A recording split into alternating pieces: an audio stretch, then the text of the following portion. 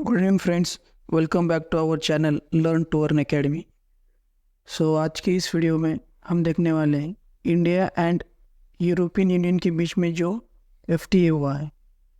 तो ये जो एफटीए एग्रीमेंट जो है, फ्री ट्रेड एग्रीमेंट, तो उसके बारे में आज हम डिटेल में देखने वाले हैं कि ये इससे हमें इंडिया को क्या फ़ायदा होने वाला है। ठीक है, कौन कौन से सेक्टर पर क्या इम्पैक्ट आ सकता है इस एग्रीमेंट के।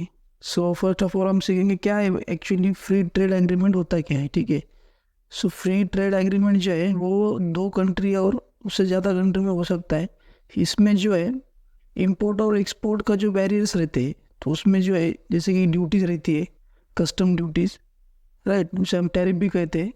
तो वो जो है वो अगर कम रहेगी तो क्या हो जाएगा कि दोनों कंट्री के लिए जो है ये आसान हो जाएगा। दोनों कंट्री के लिए वो आसानी से व्यापार, उनका जो बिजनेस है वो कर पाएंगे। ठीक है, इंपोर्ट एक्सपोर्ट कर पाएंगे। ठीक है, बेसिकली ये होता है फ्री ट्रेड एग्रीमेंट, एफटीए। ठीक है, इंडिया जो है ये जो है लार्जेस्ट वर्ल्ड में जो है 4th लार्जेस्ट इकोनॉमी है वर्ल्ड का, राइट। 4 ट्रिलियन का इंडिया का जो है इकोनॉमी है, राइट। फर्स्ट में कौन है? यूएस है, देन है सेकंड में चाइना, थर्ड जर्मनी और 4th पे है अभी इंडिया। ठीक है, सेक्टर वाइज अगर परफॉर्मेंस देखेंगे तो सर्विस सेक्टर जो है 33% कॉन्ट्रीब्यूट करता है।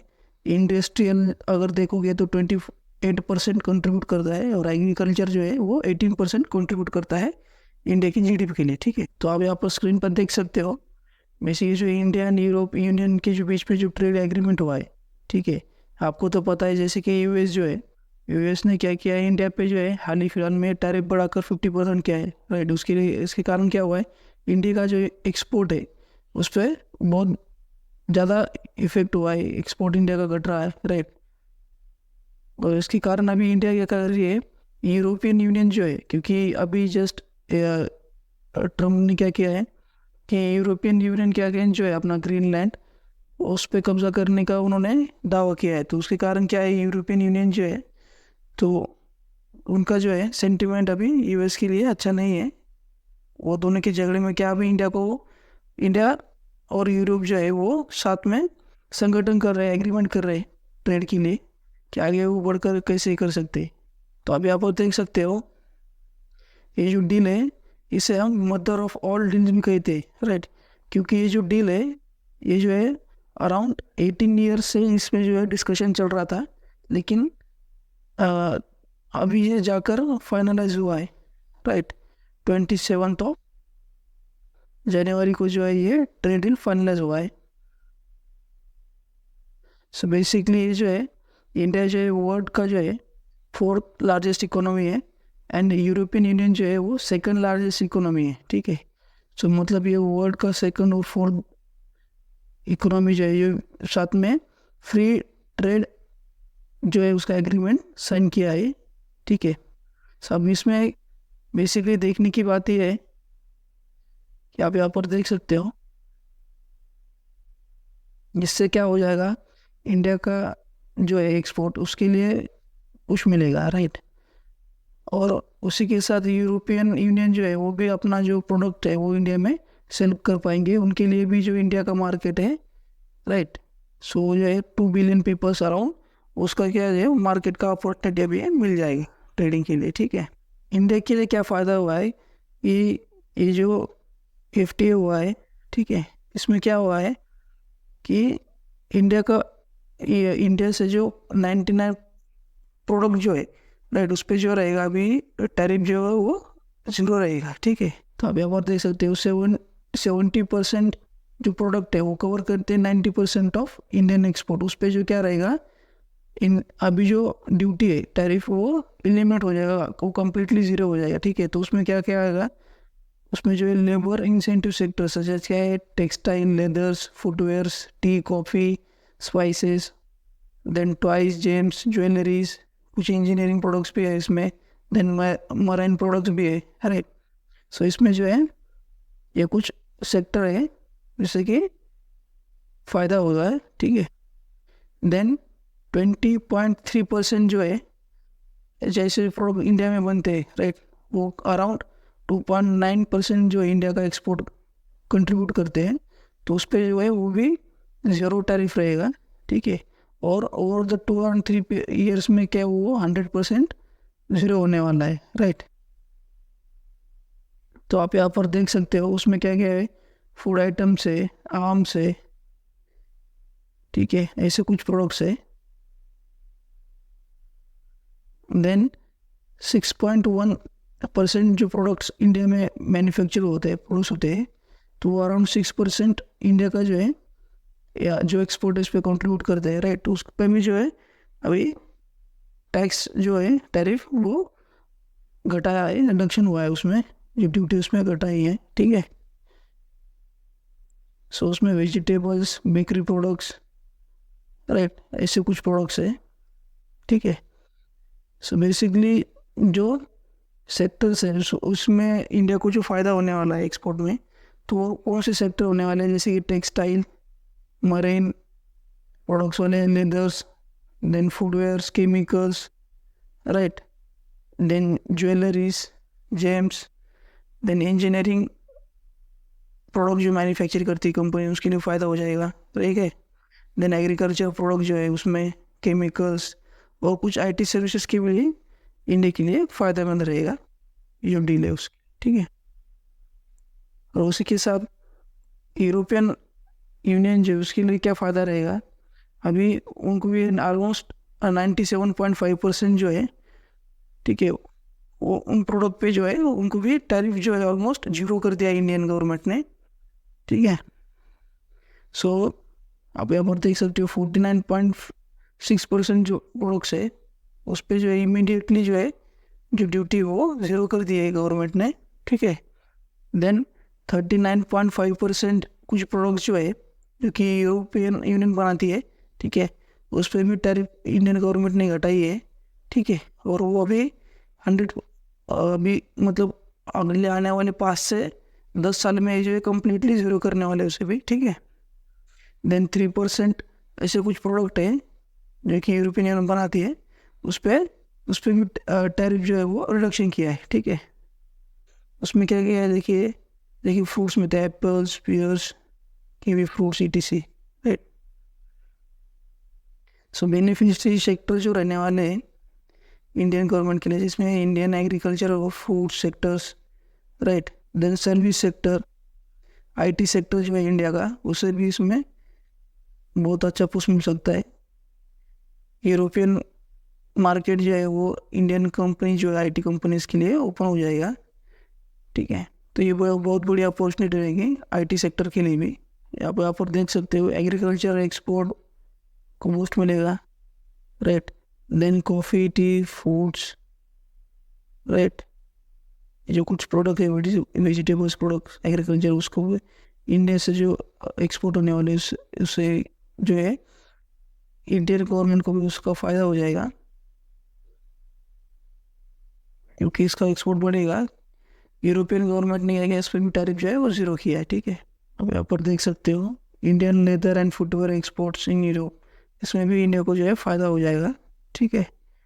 जो पहले टैरिफ जो था 17% तक टैरिफ था, लेकिन अभी घटकर 0% हो जाएगा, तो इससे जो है इंडियन एक्सपोर्टर को फ़ायदा हो जाएगा। देन मरीन एक्सपोर्ट जो है उस पर भी बूस्ट मिलेगा।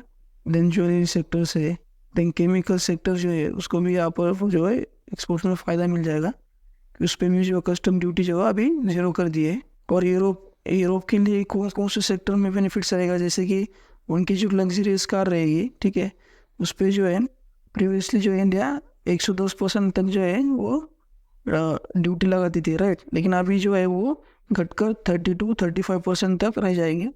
और आगे गवर्नमेंट के नेक्स्ट 3 और 4 ईयर्स का जो प्लान है उसमें जो है इंडियन गवर्नमेंट जो है इस पर ज़ीरो ड्यूटी करने वाली है, मतलब जो लग्जरियस कार जो रहेगी, ठीक है, तो वो जो है इंडिया में इंडियन जो कंज्यूमर बेस है उसके लिए जो है वो सस्ती मिलेगी उनमें, ठीक है, कि जो कस्टम ड्यूटी वो कम्प्लीटली एलिमिनेट हो जाएगी अगले आने वाले 3 से 5 साल में, ठीक है।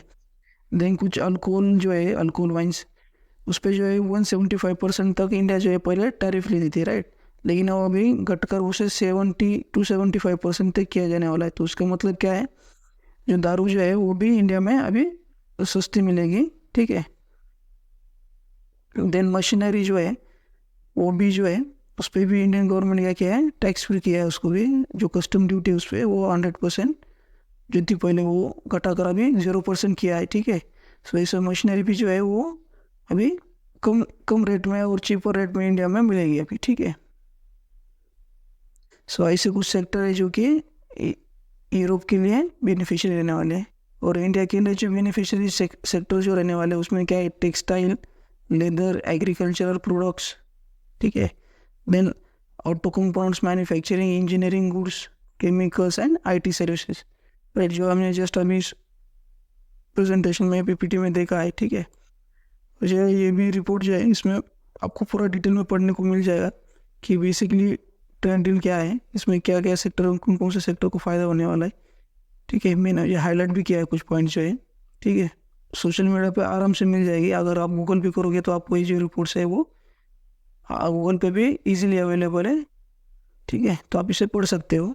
सो हमारी तरफ से एक छोटा सा डिस्क्लेमर है कि हम सेबी रजिस्टर नहीं है, हमने इस वीडियो में जो भी डिस्कस किया है वो हमारे तरफ से कोई भी बाय और सेल का रिकमेंडेशन नहीं है। आप अपने फाइनेंशियल एडवाइजर से पूछ के अपना डिसीजन ले सकते हो। सो एज इन्वेस्टर हमें क्या करना चाहिए कि अभी आप जो निफ्टी का ट्रेंड दिख रहे हो, राइट, निफ्टी अभी क्या है, डबल टॉप सिचुएशन है, राइट, यहाँ पे डबल टॉप बना के निफ्टी डाउन साइड में है। तो अभी भी जो है निफ्टी के लिए जो स्ट्रॉन्ग रेजिस्टेंस रहेगा वो 25,500 का है, ठीक है। वो उसका साइकोलॉजिकल लेवल भी है। तो निफ्टी अगर इसके ऊपर जाती है और यहाँ पर कुछ दिनों के लिए ठहरती है और फिर आगे अप साइड में चलना शुरू करती है, तो हम वहाँ पर हम कंसिडर कर सकते हैं कि यहाँ से ये जो चार्ट, मतलब ये शेयर का जो ट्रेंड है अपना निफ्टी का, वो ये अप साइड में जा सकता है, ठीक है। और अगर निफ्टी फिर से इससे यहाँ से अगर प्राइस रिजेक्ट होता है तो हम फिर से बेरिश ट्रेंड में जा सकते हैं, और निफ्टी के लिए जो अगला सपोर्ट जो रहेगा